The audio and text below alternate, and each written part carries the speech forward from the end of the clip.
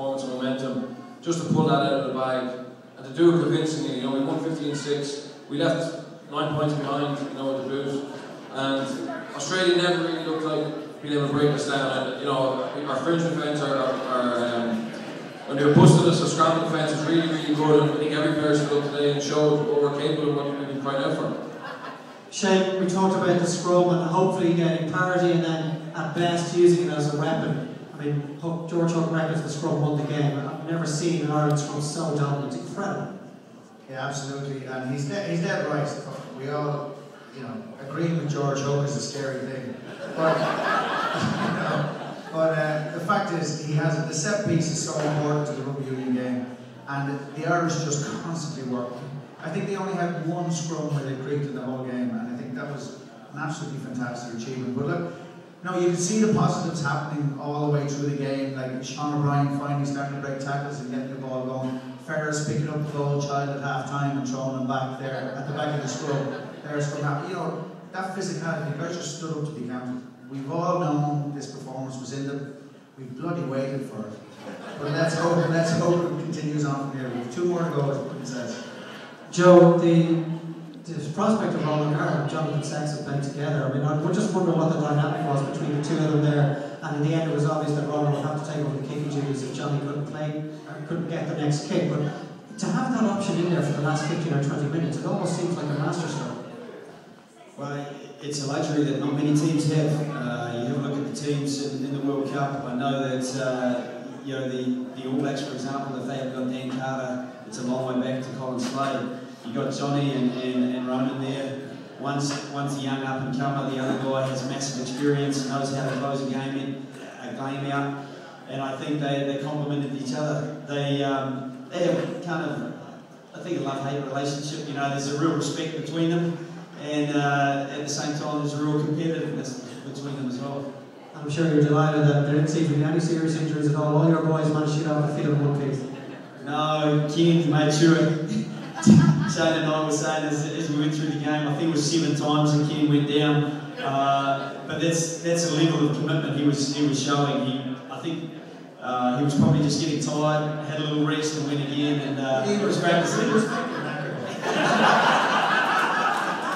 Okay, folks, we'll get you involved. We've got a few spot prizes, several tickets to give away to Leinster's game this evening in the RDS. Who wants to get the ball rolling? Question for our panel? Don't all jump at once. Over this man again. Well, this is the second question. You definitely deserve a couple of tickets. Kieran, was it? No? There you are. Enjoy the game. Joe, question to you. Don't ask him whether he's going to coach the Ireland team. Given our performance, I take it you're staying in Leinster for some time. Geez, I might lose my job at Leinster as well. They look like they did a pretty good job there. And again, as I said before, Les Kiss, great job defensively. The choke tackle worked really well. Greg Feet, great job with the scrum. I mean, that is, again, I hate to agree with George as well, but that seemed to be the foundation of the win, and just the enthusiasm. And you know, I think that's a fantastic effort. Byrne, we all hoped that there was something in reserve. We all hoped that maybe either being intentional or not, there was something that kept back and would be launched today. The fact that there were other dogs would make a big difference, and all that seems to have happened. Where did that intensity, where did that power come from?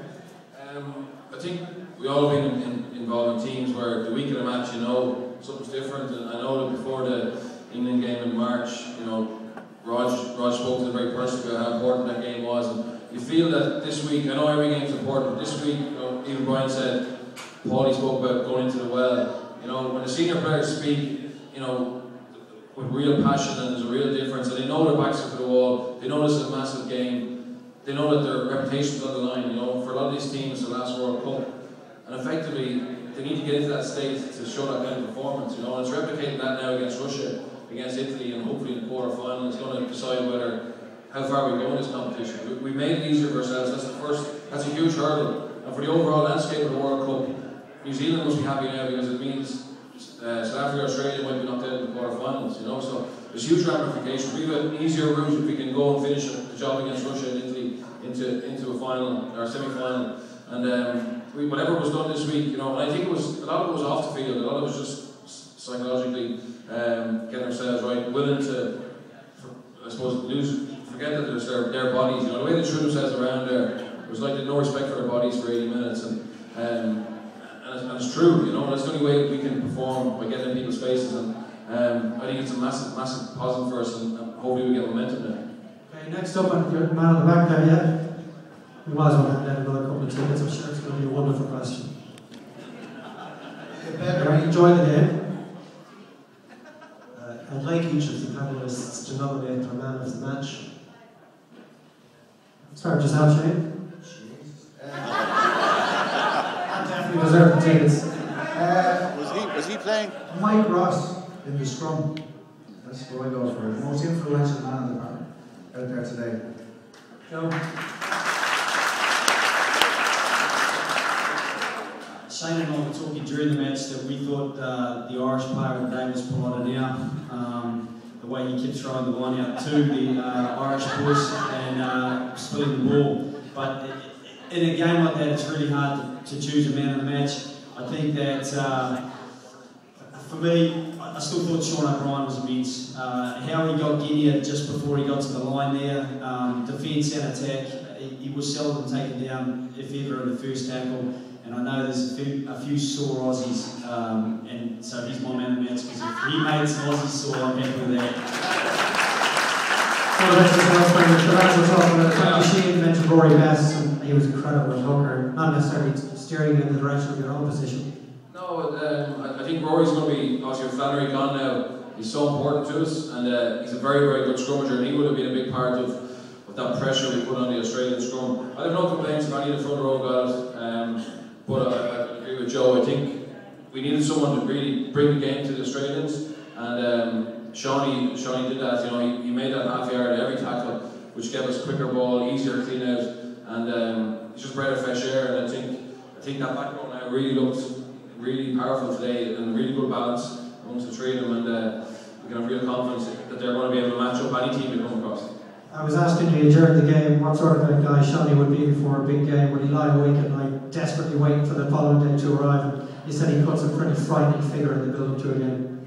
2 or 3 days out, he just starts to breathe quite heavy, you know. Just get himself ready. You just know when his head is on, and you know, even any contact session of training, Joe will tell you, he just loves it, you know. And he's always been like that. I remember when I was under 14. We've been eyeing up a big game for the last while, and it's about time it came out. You know, everyone put their hand up there and gave a full effort, so we're happy. So that's going to be great confidence going ahead now. Yeah, you know, stick to what we've been doing and stick to the same plan, and hopefully get another win out. Enjoy the celebration. I will. I think we get a few sore heads there tonight. Any more questions? We'll head to the far corner there. We'll try and go right to everybody.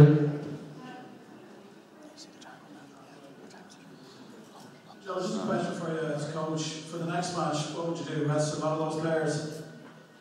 I think you'd have to get some sort of rotation in there. I think there's a few of those guys who need to be rested. I think the first thing you do is you give them maybe 24 hours to find out the injury status of a fair few of them. The biggest concern for me is Mike Ross. If they don't have Mike Ross, I think that they're going to be in real trouble against the Italians.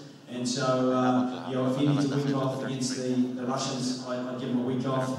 I'd even let him have some more butter on his toast. You know, he's really good there. But, you know, anything you get to get the big